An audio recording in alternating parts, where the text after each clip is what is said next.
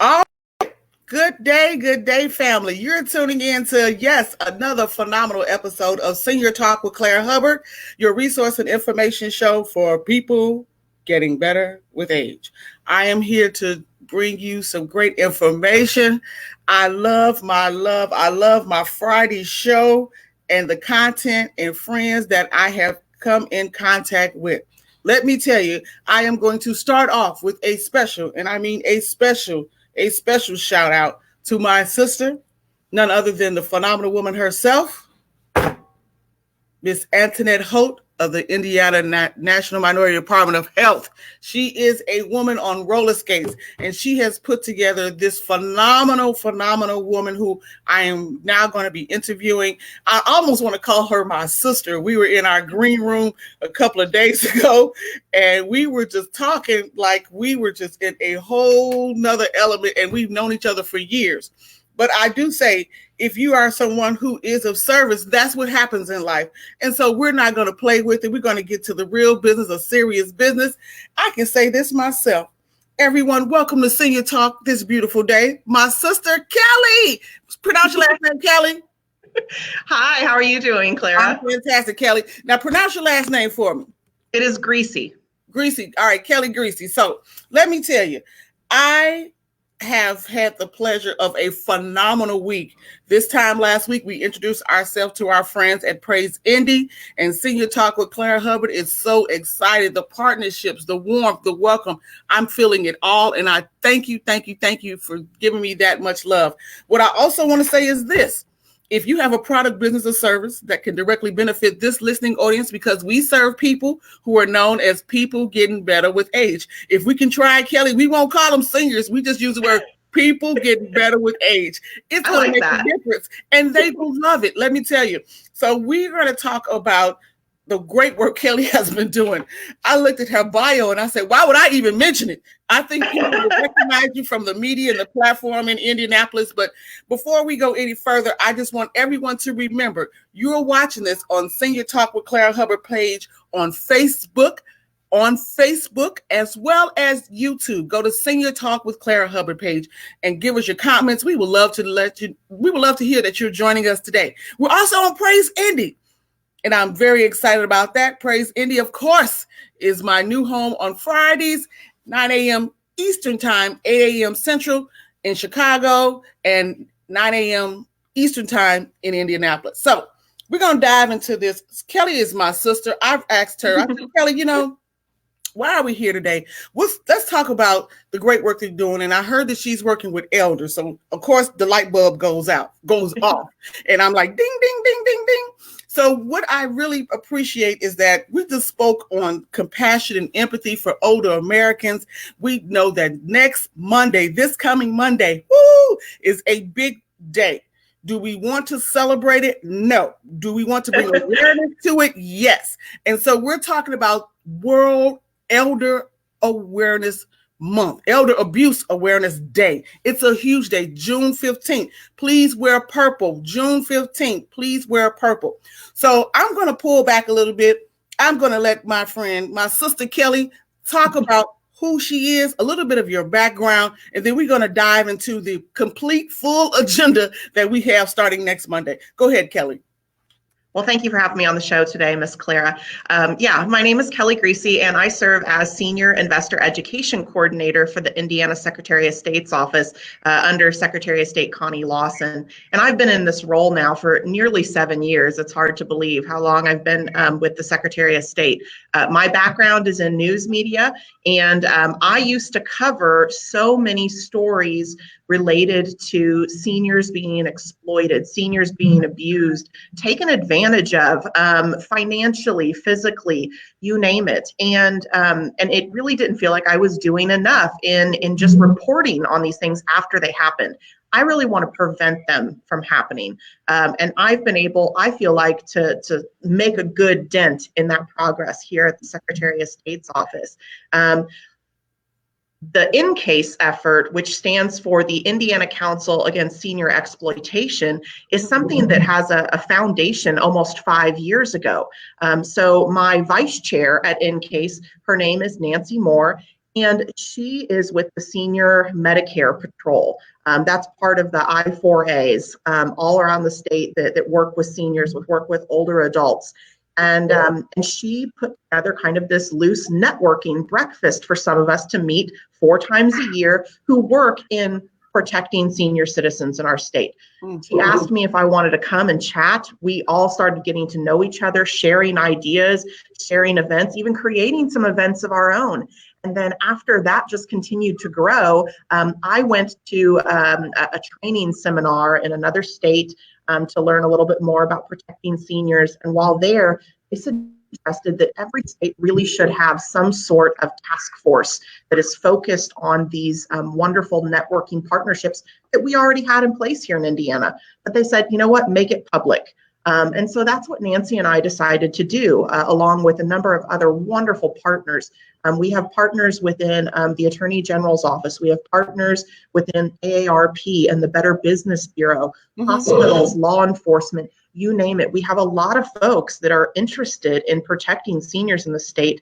And our goal at INCASE, the Indiana Council Against Senior Exploitation, is to make sure that we're all working together in a smarter way, not harder, smarter. Right. Because I don't know everything about protecting senior citizens. You know what? I know a lot of really smart people because of INCASE. And I can connect people with the right resource that they need. We have a no closed door approach at INCASE. And so if anyone comes to me with information or concerns about a senior that's being exploited, even themselves as a senior, it may not be something that I can directly help with, but I know who can, and I'm going to put them in touch with that person directly. Absolutely. That's where we grabbed each other. Yeah. Because I tell people, if we can't find the answer, if I don't have the answer, we'll find it together. That's what I encourage people. And one of the things that I want to talk on, let's talk about the senior themselves. I tell seniors, a lot of them are so shameful to even admit, and they're afraid to go to anyone. And that's why I appreciate just our conversation. I wish we would have recorded it, but we're going to get to it today. And we may have to revisit it again because it's ongoing. You know, this is really serious. And elder abuse, it comes in several ways. It's financial. Sometimes it's directly to the body. And I believe sometimes it's even verbal. I've seen it happen verbally. Oh, i.e., you know, per a situation that happened to that 75-year-old gentleman, you know, so let's be clear. So we're talking about elder abuse awareness. Now, where in your, let's say, your reporting, did it really just hit home and you said, we got to put action on it? Because I am with you. I would love for us to even go as far as creating task force across the country, because seniors are people getting better with age. They need a trusted place to go. And I can say that for 9 years being the host of Senior Talk, I am known as the granddaughter in the community. I have not changed my number. Now, I don't answer every call. I will take a voicemail. I'll say, let me get back to you because I want to try to resolve their issue or their situation. But the fact that they reached out means there's a need.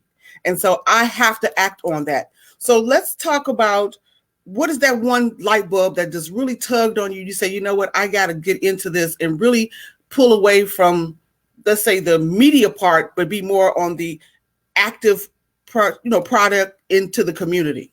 Boots on the ground, to say, yeah.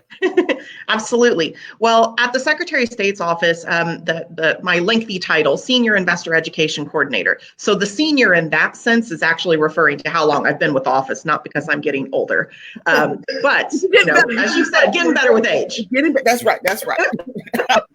So it's part of that phrase there. But yeah, I was drawn to this job. I think it's a twofold job within the Secretary of State's office. One part is educating people about their finances, and that is across the board, all ages. Mm-hmm. The other half is fraud prevention.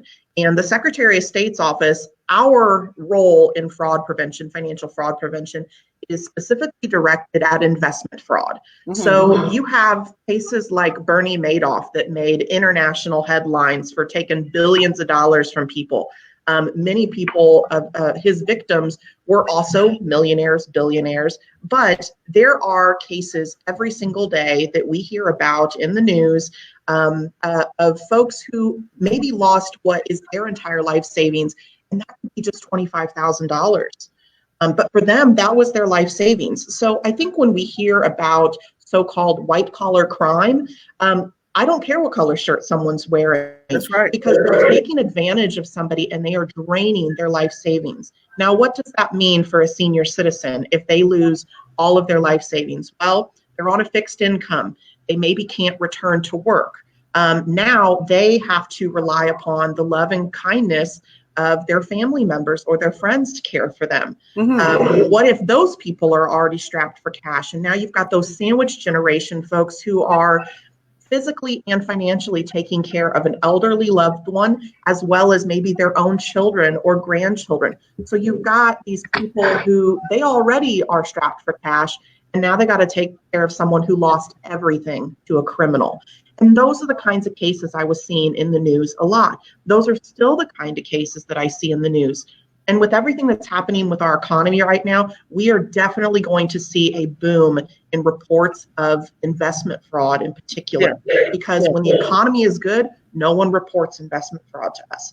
But when the economy starts to fail, people realize there's something wrong with this investment that I have. Why is it not behaving normally? And where's my money? And why can't I get a hold of my investment advisor? So when the economy struggles, we start seeing those reports of fraud and exploitation come into our office. And that can happen in other types of abuse and exploitation too. We hear about the opioid epidemic a lot. We see that seniors are being taken advantage of maybe by younger family members who they're addicted and they know that grandma or grandpa is going to take care of them and let them live there for free, take maybe some of their medications, taking their Social Security checks. We see all these kinds of different forms of exploitation and abuse. And you mentioned physical, mental, emotional, and financial. Sometimes when that money runs out for this exploitive younger family member and there's no more money, that's when it can get physical as well, because they're angry and they're addicted. Let me say this. This is kind of how my show started. I was doing my program and I was on a gospel station, as I am now, and a lady called and said, "Ooh, my church is on this station, but I've never heard this kind of program."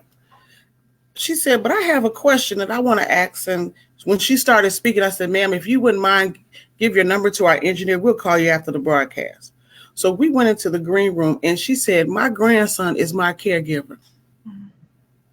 And I am of sound mind." These are her words, "but I think he's abusing me."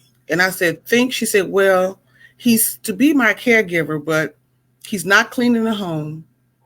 He's going to the bank, bringing back less than what I asked him to take out so I can take care of the expenses in the home that he is staying in with me. So there's a problem here." So we were able to call her daughter while we were there, because when we got to the house, I mean, I don't know where God gave me the spirit. I just walked with someone who was my guest and we were talking about the same thing. And I just had confidence of God's covering me, because we went in and the grandson left. And so he left and we called her daughter and we said, "Ma'am, she heard our program and there's some issues that we want to bring to you. She is of sound mind. We're here with her now. She trusted us to come in," and gave her all of my information. "But I think you need to look at your family situation and revamp." So it took, a couple of months, because we didn't tell grandson exactly what was happening, but he found something else to do. And another family member came in and became his preferred worker. And so we may have saved her life. That's all I can say. Because absolutely, it was a light bulb for me. And then I have another situation, and I'm going to get back to you, is that another lady called and she was a member of a Chase Bank here. And she said, "I went to my account and kept seeing these withdrawals."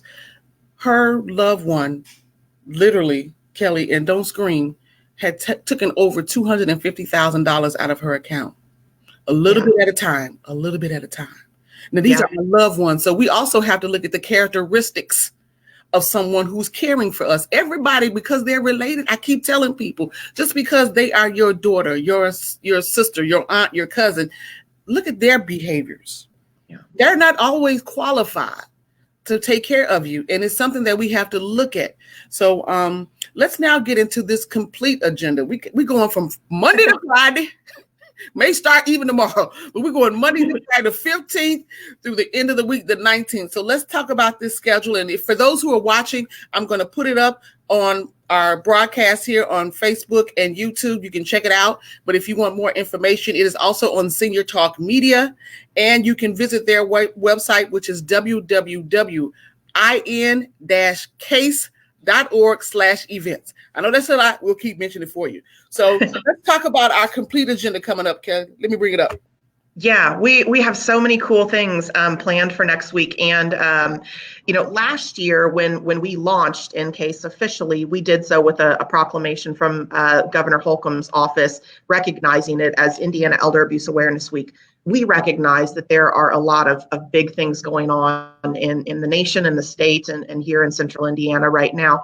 So we didn't want to ask for another proclamation this year. We recognize that Governor Holcomb's got some other issues that he needs to be dealing with at the moment. But we still wanted to find a way to connect with seniors around the state that was safe. Because with the coronavirus pandemic, it still just is not a good idea for us to be gathering in public with people who are at a higher risk of transmission of this infection. And so we didn't want to have in-person meetings like we normally would for our senior citizen friends and even their caregivers. We don't want them getting sick either. So we put together this week full of virtual events for this year. So this is our first virtual week of elder abuse awareness. And we're going to have a little bit of education, but also a little bit of fun for this upcoming week. We're kicking it off on Monday with our friends from Better Business Bureau of Central Indiana. They have agreed on their Facebook page to host a panel discussion. I'm going to be part of that panel discussion, as are some other wonderful experts from around the state who discuss issues of elder abuse and exploitation. So we called it How to Avoid Getting Scammed. We're going to have one of our friends from the IRS there is going to talk about that with people getting their IRS checks stolen and things like that. We're going to have some folks from the Better Business Bureau that are part of it, and they're going to talk about different consumer scams that folks need to be aware of, as well as identity theft. I'm going to be talking about investment fraud on there. I believe we have someone from the Family and Social Services group, and they're going to be talking about all kinds of things related to fraud prevention as well. So it's going to be a great panel discussion that we're going to have. And Carrie Stacy from WIBC, she's going to be our moderator for that event. So we're really excited. She's like you. She's very committed to helping senior citizens in our community. And we're excited to have her join us for that. On Tuesday, we're going to be doing a teletown hall with AARP of Indiana. Our real good friend Mandela Moyo with AARP helped us set this up.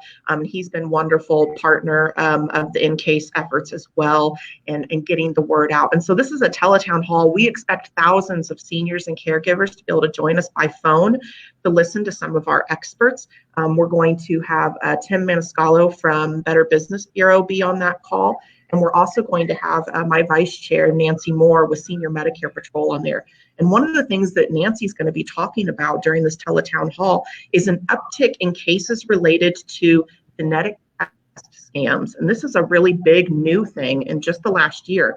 People seeing these types of genetic kits and they think that maybe it's their doctor who recommended it, but it's not. It's someone who's looking to exploit their Medicare number and just drain that account. If you could, please. It's big. It's big. Yes, it is. It is. And now they're using the coronavirus as another in order to talk with people about needing this genetic testing. But it's not real. And if your doctor really does want you to get genetic testing, then absolutely do that. But there are scammers out there that are just trying to take money from the government essentially through Medicare, because ultimately that's us who's paying into Medicare. That's your tax dollars being stolen through Medicare fraud. So Nancy's going to be there to talk about that.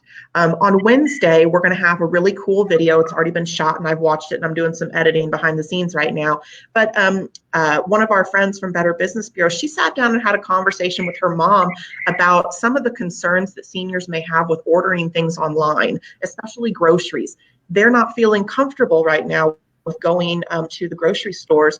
So we put together just kind of a really casual interview between our friend Diane Dove with the Better Business Bureau and her mother sat down, talk about some of the concerns seniors may have with ordering groceries online, and put some of those fears to rest and let them know, you know what, this is a very safe way for you to be able to get the food that you need at home.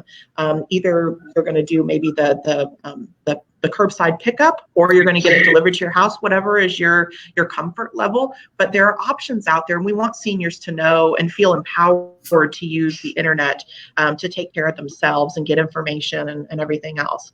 On Thursday, we're going to have a really cool video. It might actually end up being a 2-part video. I haven't confirmed with him yet, but there's a personal trainer that we're friends with. His name is Austin Shoemaker, and he is going to do an exercise routine that's specifically geared toward older Americans. And so it's all about getting moving around your home, and you don't need specialized equipment. You don't need to go to the gym.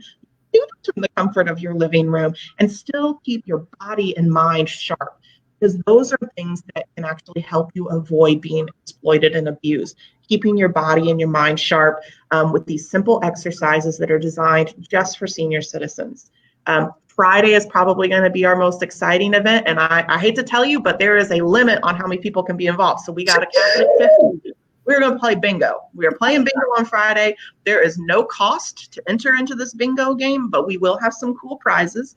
My office, the Secretary of State's office, we're going to be donating a paper shredder. So we want to protect you against identity theft. You got to get those documents shredded when they're no longer necessary.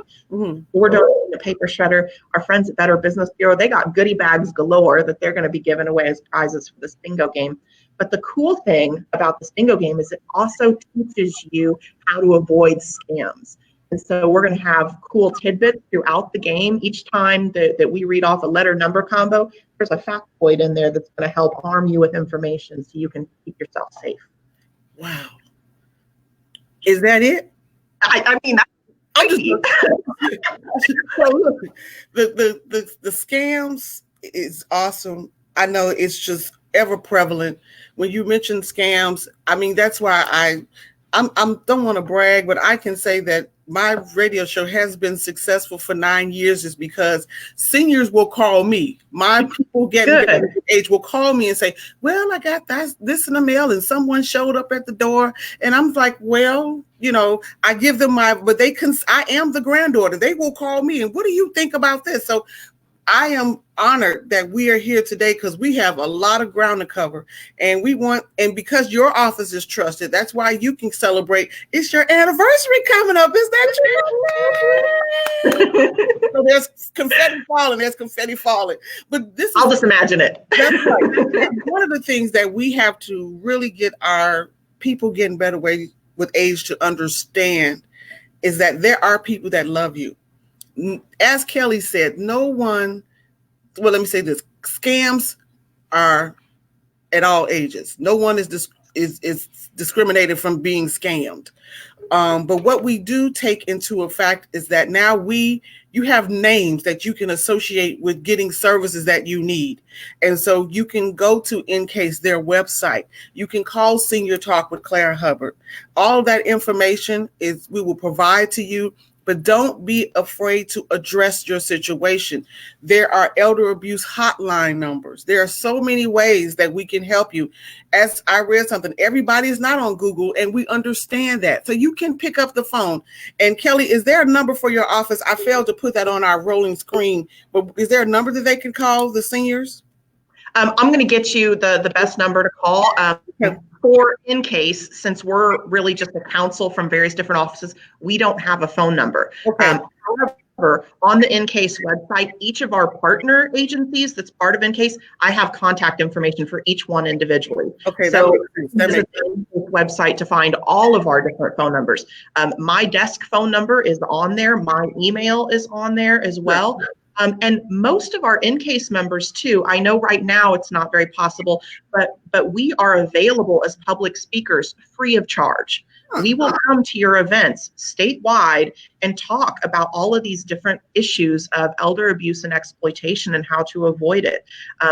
All of us are trained public speakers, and we enjoy this. We like reaching out to it. And you told me about how, folks want to call you and talk about their own stories. That happens to me at every event I go to. Yeah. I haven't been to an event in a few months, and we're going to continue to keep some distance for now just to be safe. But after almost any event, I build in at least 30 minutes of time to be able to stay and talk one-on-one with people. Because they want to share their stories. They want to tell me about the weird letter that they got in the mail asking for money, or maybe saying that they won the lottery. They want to talk to me about the phone calls that they've been receiving that seem a little suspicious. And you talked a lot, too, about the embarrassment that some folks have with being exploited. I want to re-emphasize what you said. There are people who want to help you if you have fallen victim to one of these scams. And it doesn't matter how smart you are, educated. It doesn't matter how much money you have or your age, or anything. Nothing about your demographics is making you less likely to fall for one of these scams. There is a scam out there for everyone. They just have to catch you at the right time, in the right mood, with the right pitch. And maybe you are concerned about something and somebody just lucks into talking about that issue that you're already concerned about. You are no longer thinking logically, you're thinking emotionally. And that's what scammers want to do. They want you to turn off your brain and really think with your heart, because we're going to make these impulsive emotional decisions. And suddenly we realize, I just gave that person my social security number. How did that happen? But it can happen to anyone. It really, truly can. My mom and my brother have both been taken in scams, and they were both embarrassed about it after the fact. I've almost fallen victim for a few scams over the years, and that upset me as well. I remember our former Attorney General in Indiana, Greg Zeller, speaking at an event once, and he told them, he said, I was having a dinner party at my home. I'd had a few glasses of wine. A scammer called, and I just wasn't thinking properly. And he says, I was halfway through giving my social security number when I realized, what am I doing? This is what I talk about for a profession. So it just means they've caught you off guard with the right kind of story, and that can make anyone fall victim. And so I don't want people to be embarrassed. I want them to feel empowered to report it. Sometimes we can get your money back. Sometimes we can catch the bad guy and hopefully prosecute them.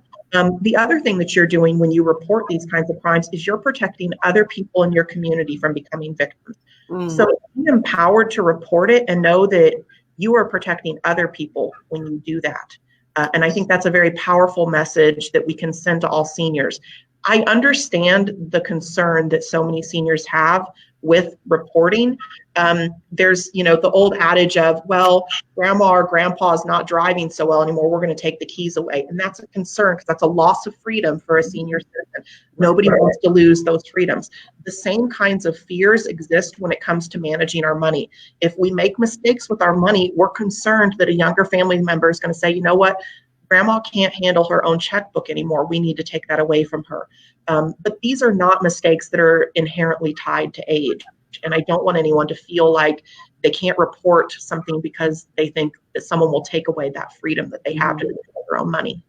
Well, you hit it on the head. I can tell you, I deal so much, and we're fighting now to put something in Chicago where we can get our seniors to go to a bank institution as opposed to a currency or even a credit union. We need people to step out, and we're working with banks now to put something in place where the banking process is not so intimidating to our older Americans, because in Chicago, a lot of them go to the currency. They use it for everything. And there's a particular time of day and there's a particular time of month when they go. And guess, the scammers are there and they know it. So I hate to say this, Kelly, can you believe our time is almost up? We have to readdress. We could talk all day, Clara. I swear. We're gonna come back maybe the latter part of the month, and we're gonna talk about the success of the week. Get some comments maybe for those who are tuning in, and just see where our actions will take us further. Because I did something in Chicago, and I had to go to a senior building to talk about the census. We were COVID. We made sure all of our sponsors gave every senior that came in contact with us a mask. And we cannot assume, and I'm gonna close this out real quick, we cannot assume that everyone has a mask. Even though we're 3 to 4 months into this, you still need to provide masks at your events if you are doing these events right now. Social distancing is, yes, it still happens, but we're calling it physical distancing, but socially interacting. That's what we're doing. So, Kelly, we have exactly 30 seconds. I know you are champ. Close us out, would you please? Oh, please contact InCase, visit our website, learn about all the events we have coming up, and make sure to reach out to us if you have concerns about abuse and exploitation. Absolutely. So everyone, it's been my pleasure to be with you today. Don't forget Elder Abuse Awareness Day worldwide is on Monday, June 15th. Please wear purple in respect and honor of an elder. It's been my pleasure to serve you. I am your host and granddaughter in the community, Senior Talk with Clara Hubbard, and we will see you next Friday for Senior Talk with Clara Hubbard. God bless.